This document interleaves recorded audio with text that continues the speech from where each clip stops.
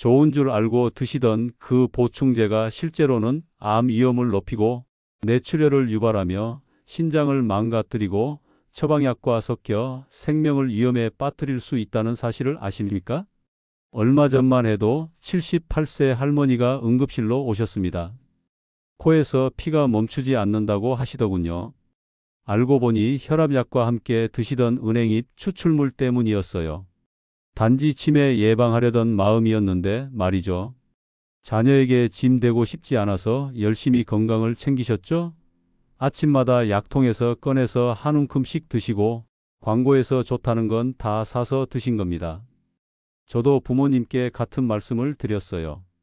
약은 줄이고 밥상과 걸음은 늘리자고 말입니다. 건강하게 오래 사시려면 지금 당장 확인하셔야 할 것들이 있습니다. 오늘 이 영상이 끝나면 여러분의 약통을 한번 열어보세요. 생각보다 위험한 것들이 들어있을지도 모르거든요. 안녕하십니까? 32년간 진료해온 내과 전문의 김원수입니다. 외래에서 매일 듣는 질문이 있어요. 선생님, 이 보조제 계속 먹어도 되나요? 처음엔 단순한 질문이라 생각했습니다. 환자분들이 건강에 관심이 많으시구나, 좋은 일이다 싶었거든요. 하지만 점점 이상한 일들이 생기기 시작했어요. 혈압이 잘 조절되던 분의 수치가 갑자기 불안정해지고 간 기능이 좋았던 분의 수치가 올라가는 겁니다. 멀쩡하던 분이 갑자기 코피를 흘리며 응급실에 오시는 일도 생기더군요. 제가 정말 충격을 받은 사례가 있었습니다. 김순자 할머니 75세 분이었는데요. 평소 혈압약만 잘 드시던 분이었어요. 그런데 어느 날부터 자꾸 어지럽다고 하시는 겁니다. 혈압을 재보니 너무 낮게 나오더라고요. 자세히 물어봤더니 자식들이 사들인 건강식품을 드시고 계셨어요. 혈압에 좋다는 마늘 추출물, 혈관에 좋다는 오메가3, 거기에 종합 비타민까지 말이죠. 문제는 이미 혈압약을 드시는 분이 혈압 낮추는 성분을 중복으로 드신 거였습니다. 그때부터 본격적으로 조사를 시작했어요. 환자분들이 드시는 보조제를 하나씩 다 적어보라고 했습니다.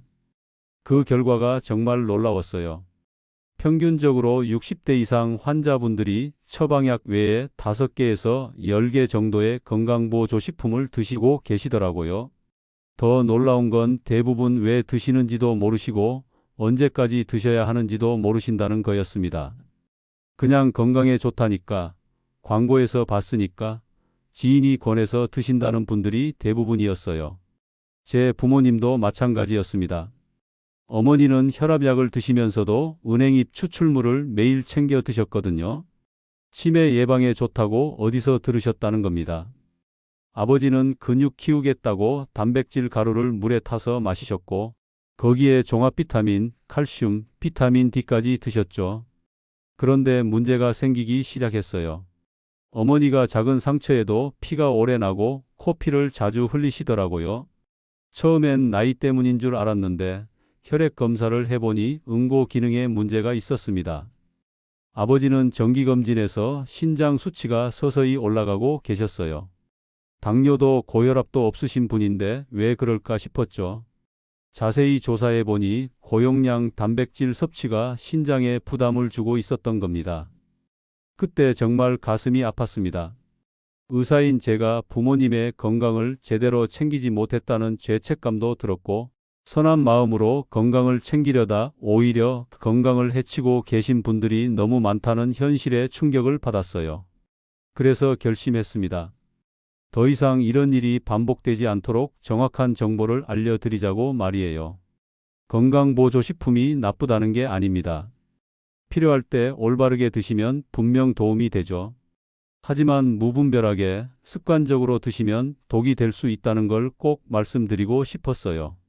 오늘 이 자리에서 여러분께 솔직하게 말씀드립니다. 32년간 수많은 환자를 봐온 의사로서 그리고 두 분 부모님을 모시는 자식으로서 꼭 전해드리고 싶은 이야기입니다. 문제는 효과가 애매하다가 아니라 해가 될 수 있다는 점입니다. 특히 50대에서 70대는 혈압약, 당뇨약, 심장약 등 처방약을 드시는 분들이 많은데 여기에 건강보조식품이 더해지면 예상치 못한 위험이 생길 수 있어요. 첫 번째로 고용량 비타민 E와 베타카로틴의 위험성을 말씀드려야 합니다. 많은 분들이 항산화제라고 하면 무조건 좋은 줄 아시죠? 하지만 핀란드에서 2만 9천 명의 흡연 남성을 대상으로 한 연구 결과 베타카로틴을 보충한 그룹에서 폐암 발생률이 18%나 증가했습니다. 미국에서도 비슷한 결과가 나왔어요. 1만 8천 명을 대상으로 한 연구에서 베타카로틴과 비타민 E를 함께 복용한 그룹의 폐암 위험이 28% 증가했거든요. 특히 과거 흡연자나 성면에 노출된 적이 있는 분들에게서 이런 위험이 더 컸습니다. 고용량 비타민 E는 어떨까요? 하루 400국제단위 이상을 장기간 복용하면 출혈성, 뇌졸중 위험이 22% 증가한다는 연구 결과가 있어요. 혈액 응고를 방해해서 작은 혈관이 터지기 쉬워지는 겁니다. 두 번째는 칼슘 보충제의 문제죠.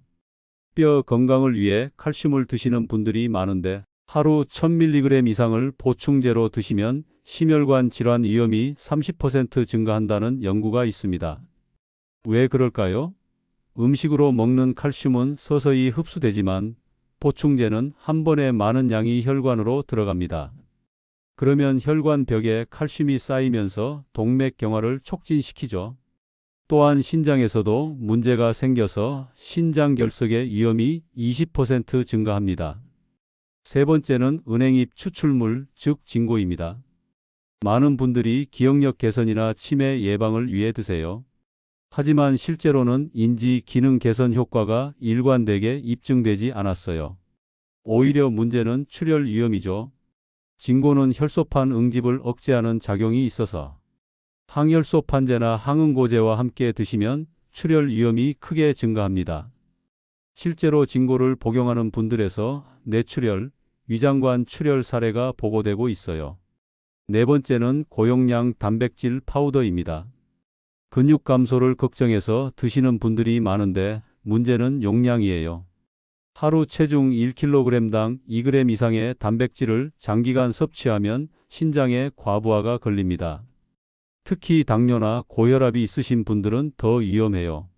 이미 신장 기능이 조금씩 떨어지고 있는 상태에서 고용량 단백질을 계속 드시면 신장 기능 저하가 가속화될 수 있거든요. 다섯 번째는 종합 비타민 패키지의 남용입니다. 하나에 모든 게 다 들어있으니 편리하다고 생각하시지만 실제로는 고용량의 중복 성분이 많아요. 특히 지용성 비타민인 A, D, E, K는 몸에 축적되기 때문에 과다 복용하면 독성을 나타낼 수 있습니다. 또한 철분이나 구리 같은 미네랄도 과다하면 산화 스트레스를 증가시켜서 오히려 노화를 촉진시킬 수 있어요. 특히 남성이나 폐경 후 여성은 철분 과다 위험이 있는데 종합 비타민에 들어있는 철분까지 추가로 드시면 문제가 될 수 있죠. 가장 심각한 건 처방약과의 상호작용입니다. 저희 병원 응급실에는 매월 이런 문제로 오시는 분들이 계세요. 혈압약을 드시는 분이 칼륨 보충제를 함께 드셔서 고칼륨 혈증으로 오시거나 와파린을 드시는 분이 비타민 E와 진고를 함께 드셔서 출혈로 오시는 경우가 있어요. 문제는 이런 위험을 아무도 알려주지 않는다는 겁니다. 건강보조식품은 의약품이 아니라서 의사 처방 없이 살 수 있고 약국에서도 자세한 설명 없이 판매하는 경우가 많아요. 광고에서는 좋은 점만 강조하고 부작용이나 주의사항은 작은 글씨로 써놓거든요. 또 다른 문제는 용량이죠. 우리나라 사람들은 많이 먹으면 더 좋을 거라고 생각하는 경향이 있습니다. 권장량의 2배, 3배씩 드시는 분들도 계시거든요. 하지만 영양소는 많다고 좋은 게 아니에요. 적정량을 넘으면 오히려 독이 될 수 있습니다. 이해하기 쉽게 비유로 설명해 드릴게요. 우선 항산화제인 비타민 E나 베타카로틴부터 말씀드리겠습니다. 이것들은 몸속에서 청소부 역할을 해요. 활성산소라는 쓰레기를 치워주는 거죠. 그래서 항산화제라고 부릅니다. 하지만 청소부가 많다고 무조건 좋은 건 아니에요. 적정한 수의 청소부가 있을 때는 도움이 되지만 너무 많으면 오히려 문제가 생깁니다. 왜냐하면 활성산소도 우리 몸에서 나름의 역할을 하거든요. 세균을 죽이고 세포 신호를 전달하는 중요한 일을 합니다. 고용량의 항산화제가 이런 정상적인 기능까지 방해하면서 문제가 생기는 거예요. 특히 비타민 E는 혈액 응고에 관여하는 비타민 K의 작용을 방해합니다. 그러면 작은 상처에도 피가 잘 멈추지 않고 심한 경우 뇌출혈까지 생길 수 있어요. 베타카로틴의 경우는 더 복잡합니다. 흡연자의 폐에서는 베타카로틴이 오히려 발암물질처럼 작용할 수 있거든요. 담배 연기의 독성 성분과 만나면서 세포 손상을 일으키는 물질로 변하는 겁니다. 그래서 흡연자에게서 폐암 위험이 증가하는 거죠. 칼슘을 한번 생각해 보세요. 음식으로 먹는 칼슘은 마치 빗방울 같습니다. 조금씩 천천히 흡수되면서 몸이 필요한 만큼만 받아들이고 나머지는 배출시켜요. 장에서 흡수를 조절하는 시스템이 있거든요. 하지만 칼슘 보충제는 소낙비 같아요. 한 번에 많은 양이 쏟아지니까 몸의 조절 시스템이 따라잡을 수 없습니다. 그러면 혈액 속 칼슘 농도가 급상승하고 이 칼슘들이 혈관 벽에 들러붙기 시작하죠. 혈관을 수도관이라고 생각해 보세요. 물때가 끼면 관이 좁아지고 막히죠? 칼슘도 마찬가지입니다. 혈관 벽에 쌓이면서 동맥경화를 일으키고 결국 심근경색이나 뇌졸중의 위험을 높이는 겁니다.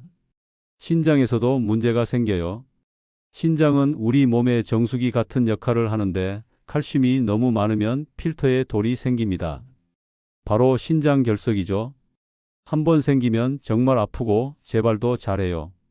은행잎 추출물인 진고는 어떨까요? 진고는 혈액을 묽게 하는 작용이 있습니다. 마치 끈적한 꿀에 물을 부어서 묽게 만드는 것처럼요. 혈액이 묽어지면 혈관 속에서 잘 흘러다녀서 혈액순환에는 도움이 될 수 있어요. 하지만 문제는 이미 혈액을 묽게 하는 약을 드시는 분들이에요. 아스피린, 와파린, 클로피도그렐 같은 약들 말입니다. 여기에 진고까지 더하면 혈액이 너무 묽어져서 출혈이 멈추지 않을 수 있어요.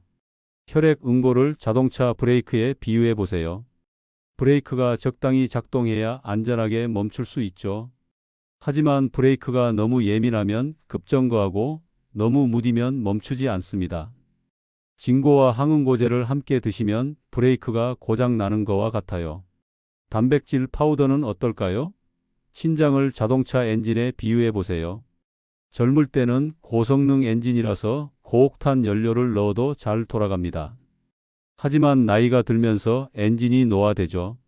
노화된 엔진에 고옥탄 연료를 계속 부으면 어떻게 될까요? 엔진에 무리가 가서 더 빨리 망가지겠죠. 단백질도 마찬가지입니다. 고용량 단백질은 신장에 과부하를 주어서 신장 기능을 더 빨리 떨어뜨릴 수 있어요.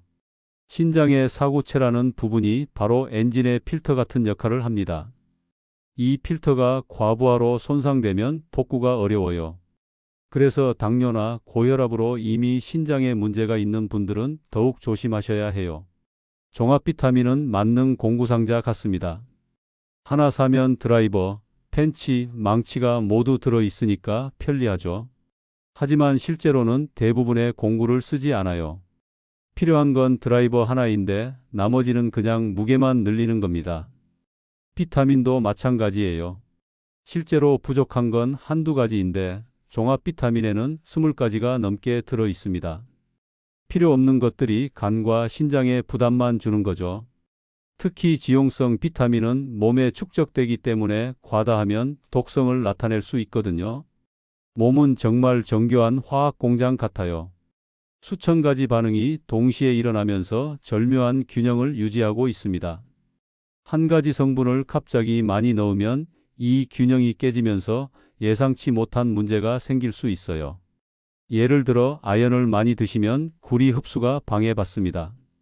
철분을 많이 드시면 아연과 칼슘 흡수가 줄어들죠. 이런 식으로 서로 경쟁하고 방해하면서 오히려 결핍이 생길 수도 있어요. 그래서 건강보조식품은 정말 신중하게 접근해야 합니다. 필요한 것만, 필요한 만큼만, 필요한 기간만 드셔야 해요. 실제 환자분들의 사례를 통해서 더 자세히 말씀드릴게요. 첫 번째 사례는 김영수님 71세입니다. 40년간 담배를 피우시다가 5년 전에 끊으신 분이에요. 폐 건강이 걱정되셔서 베타카로틴 고함량 제품을 2년간 드셨습니다. 하루 25mg씩 권장량의 5배나 되는 양이었죠. 그런데 작년 건강검진에서 폐에 결절이 발견됐어요. 다행히 양성이었지만 크기가 조금씩 커지고 있었거든요. 조직 검사까지 받으셨는데 그때 베타카로틴 복용 사실을 알게 됐습니다. 즉시 베타카로틴을 중단하시고 금연 상태를 유지하시면서 항산화 성분이 풍부한 식단으로 바꾸셨어요. 토마토, 당근, 시금치 같은 색깔 채소를 늘리시고 견과류와 생선을 자주 드셨죠. 6개월 후 추적 검사에서 결절의 성장이 멈췄고 1년 후에는 오히려 조금 작아졌습니다. 김영수님은 지금도 정기적으로 검진 받으시면서 식단 관리를 계속하고 계세요. 두 번째는 이연화 여사님 73세 사례죠. 심장 건강을 위해 아스피린을 드시던 분인데 항산화 효과를 위해 비타민 E를 하루 800국제 단위씩 드셨어요. 정말 많은 양이었습니다. 그런데 어느 날부터 코피를 자주 흘리시고 양치할 때 잇몸에서 피가 나더라고 하세요. 처음엔 잇몸병인 줄 알고 치과에 가셨는데 치과에서 혈액 검사를 권하시더라고요. 검사 결과 혈소판 기능과 응고 시간에 이상이 있었어요. 아스피린과 고용량 비타민 E가 함께 작용해서 출혈 경향이 심해진 거였죠. 즉시 비타민 E를 중단하시고 2주 후에 재검사했더니 정상으로 돌아왔습니다. 이연화 여사님은 지금 비타민 E 대신 견과류와 올리브오일로 자연스럽게 비타민 E를 섭취하고 계세요. 더 이상 출혈 문제는 없으시고 심장 건강도 잘 유지되고 있어요. 세 번째는 박정호님 74세의 경우입니다. 정말 안타까운 사례였어요. 기억력이 조금 떨어지는 것 같다고 해서 은행잎 추출물을 3년간 드셨거든요.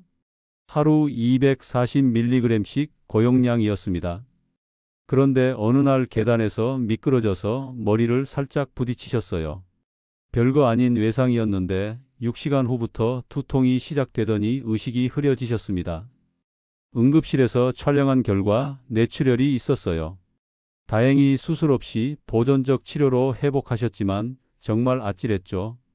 평소 항응고제는 드시지 않았는데 은행잎 추출물이 혈소판 기능을 억제해서 작은 외상에도 출혈이 멈추지 않았던 겁니다. 회복 후에는 모든 건강보조식품을 중단하시고 대신 규칙적인 운동과 독서, 사회활동으로 인지 기능을 관리하고 계세요. 지금은 아무 문제 없이 지내고 계시고 오히려 전보다 더 활동적이 되셨어요. 네 번째는 최순례님 68세 사례입니다. 골다공증 예방을 위해 칼슘을 하루 2000mg씩 드셨어요. 음식으로 먹는 칼슘까지 합치면 하루 3000mg이 넘었죠. 권장량의 3배가 넘는 양이었습니다. 2년 후 갑자기 옆구리에 극심한 통증이 왔어요. 응급실에서 검사해 보니 신장 결석이었습니다. 크기가 1cm나 되어서 자연 배출이 어려워 수술을 받으셔야 했죠. 수술 후 식단을 분석해 보니 칼슘이 과다였어요. 즉시 칼슘 보충제를 중단하시고 음식 위주로 칼슘을 섭취하기 시작하셨습니다. 멸치, 두부, 치즈 같은 음식과 함께 매일 30분씩 햇볕을 쬐시고 가벼운 근력 운동을 시작하셨어요. 1년 후 골밀도 검사에서 오히려 이전보다 좋아진 결과가 나왔고 신장 결석도 재발하지 않았습니다. 최순례님은 지금도 음식과 운동, 햇볕으로 뼈 건강을 관리하고 계세요. 다섯 번째는 이동주님 72세입니다. 근육 감소가 걱정되셔서 단백질 파우더를 매일 드셨던 분이에요. 하루 체중 1kg당 2.5g까지 드셨으니까 정말 많은 양이었죠. 6개월 후 정기검진에서 신장 수치가 서서히 올라가기 시작했어요. 당뇨도 고혈압도 없으신 분인데 이상했습니다. 자세히 조사해 보니 고용량 단백질 섭취가 원인이었어요. 즉시 단백질 파우더를 중단하시고 대신 음식으로 단백질을 섭취하기 시작하셨습니다. 달걀 1개, 두부 반모, 생선 12토막 정도로 하루 체중 1kg당 1g 수준으로 조절하셨어요. 그리고 근력 운동을 병행하셨습니다. 주 3회 30분씩 탄력 밴드 운동과 가벼운 웨이트 트레이닝을 하셨죠. 3개월 후 신장 수치가 정상으로 돌아왔고 악력과 보행 속도는 오히려 개선됐어요. 이런 사례들을 보시면 알 수 있습니다. 문제는 보충제 자체가 아니라 용량과 조합, 그리고 개인의 상태를 고려하지 않는다는 거예요. 하지만 좋은 소식도 있어요. 올바른 방법으로 바꾸신 분들은 모두 건강이 개선됐습니다. 몸은 정말 현명해서 제대로 된 영양과 운동을 주면 스스로 회복하려고 하거든요. 그럼 구체적으로 무엇을 피하고 무엇을 해야 할지 말씀드릴게요. 먼저 피해야 할 것들부터 말씀드리겠습니다. 고용량 비타민 E는 하루 400국제단위 이상을 장기간 드시면 안 됩니다. 베타카로틴은 특히 흡연하셨거나 과거에 흡연하신 분들은 절대 드시면 안 되죠. 칼슘 보충제의 일상적이고 과다한 복용도 위험해요. 음식과 보충제를 합쳐서 총 섭취량이 하루 1500mg을 넘지 않도록 하세요. 은행잎 추출물은 임의로 드시면 안 되고 특히 항응고제나 항열소판제를 드시는 분들은 금물입니다. 아스피린, 와파린, 클로피도그렐 같은 약과 함께 드시면 정말 위험해요. 고용량 단백질 파우더는 신장 질환이나 당뇨, 고혈압이 있으시면 특히 조심하셔야 합니다. 하루 체중 1kg당 1.5g을 넘지 않도록 하세요. 종합 비타민 패키지의 무분별한 상시 복용도 피하셔야 합니다. 고용량의 중복 성분이 들어있는 경우가 많거든요. 정말 필요한 성분만 골라서 드시는 게 좋아요. 그럼 무엇을 해야 할까요? 가장 중요한 원칙은 이겁니다. 보충제는 결핍이 확인됐을 때 필요한 성분만, 필요한 기간만 의료진과 상의해서 드세요. 이게 가장 안전한 방법이에요. 항산화는 식탁에서 얻으시는 게 좋습니다. 색깔 채소와 과일을 하루에 3색 이상 드시고 견과류를 한 줌, 통곡물을 챙기세요. 토마토의 라이코펜, 당근의 베타카로틴, 블루베리의 안토시아닌이 훨씬 안전하고 효과적이에요. 뼈 건강은 3가지 축으로 관리하세요. 첫째는 음식 칼슘입니다. 멸치, 두부, 유제품, 깨소금 같은 걸로 하루 800mg 정도 드세요. 둘째는 햇볕이에요. 하루 2030분씩 햇볕을 쬐서 비타민 D를 합성하세요. 셋째는 하중 운동입니다. 빠르게 걷기, 계단 오르기, 탄력 밴드 운동이 도움이 돼요. 뇌 건강을 위해서는 매일 30분에서 40분 걸으세요. 그리고 독서나 퍼즐, 악기 같은 인지 활동을 하시고 사람들을 만나서 대화하는 게 정말 중요해요. 은행잎 추출물보다 훨씬 효과적입니다. 단백질은 식사로 채우세요. 달걀, 생선, 콩과 두부, 살코기 위주로 드시고 체중 1kg당 1g 전후를 식사로 채우시면 충분해요. 신장 질환이 있으시면 의사와 용량을 조정하셔야 합니다. 약과 보조제 리스트를 한 장에 정리해서 진료 때마다 점검받으세요. 상호작용을 예방하는 가장 확실한 방법이거든요. 새로운 보조제를 시작하기 전에는 반드시 담당 의사나 약사와 상의하시고요. 정기적인 검사도 중요해요. 간 기능, 신장 기능, 혈액 응고 기능을 6개월에서 1년마다 확인하세요. 특히 여러 가지 보조제를 드시는 분들은 더 자주 검사 받으시는 게 좋습니다. 체크리스트를 하나 드릴까? 첫째, 식탁을 먼저 챙기세요. 둘째, 생활 습관을 강화하세요. 셋째, 결핍이 있는지 검사로 확인하세요. 넷째, 정말 필요하면 최소 용량으로 최소 기간만 드세요. 다섯째, 정기적으로 간과 신장, 응고 기능을 모니터링하세요. 기억하세요. 건강보조식품은 말 그대로 보조입니다. 주인공은 균형 잡힌 식사와 규칙적인 운동, 충분한 수면, 스트레스 관리예요. 이것들이 제대로 되어 있지 않은 상태에서 보조제만 드신다고 건강해지지는 않습니다. 또 하나 중요한 건 인내심이에요. 건강은 하루아침에 만들어지지 않습니다. 좋은 습관을 꾸준히 실천하시는 게 어떤 보조제보다 효과적이죠. 여러분이 요즘 습관처럼 드시고 계신 게 있나요? 약이든 보조제든 건강차까지 모두 적어서 댓글에 공유해 주세요. 특히 처방약과 함께 드시는 보조제가 있다면 꼭 확인하셔야 합니다. 부모님이나 배우자 보조제를 정리해 드린 경험이 있으시다면 그 팁도 함께 나누어 주세요. 다른 분들에게 큰 도움이 될 거거든요. 혹시 오늘 말씀드린 5가지 보조제 중에 지금 드시고 계신 게 있나요? 꼭 체크하셔야 합니다. 오늘 말씀드린 주의 리스트 5가지를 다시 정리해 드릴게요. 첫째, 고용량 비타민 E와 베타카로틴. 둘째, 과다한 칼슘 보충제. 셋째, 은행잎 추출물의 임해 복용. 넷째, 고용량 단백질 파우더. 다섯째, 종합 비타민 패키지 남용. 기억하세요. 건강은 알약보다 팝상과 걸음, 햇볕과 사람이 지킵니다. 32년간 진료하면서 수없이 봐온 일이지만 가장 건강한 분들은 특별한 보조제를 드시는 분들이 아니었어요. 제철 음식을 골고루 드시고 매일 조금씩이라도 몸을 움직이시고 가족과 친구들과 웃으며 지내시는 분들이었습니다. 오늘 말씀드린 내용은 일반적인 정보를 바탕으로 한 권고이며 개인의 질환과 복용하시는 약에 따라 판단이 달라질 수 있어요.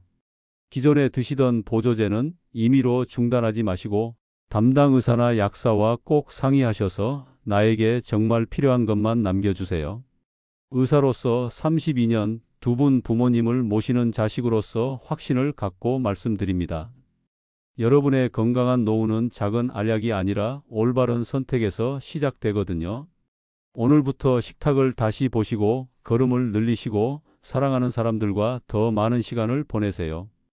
그것이 진짜 건강보험입니다. 시청해 주셔서 감사합니다.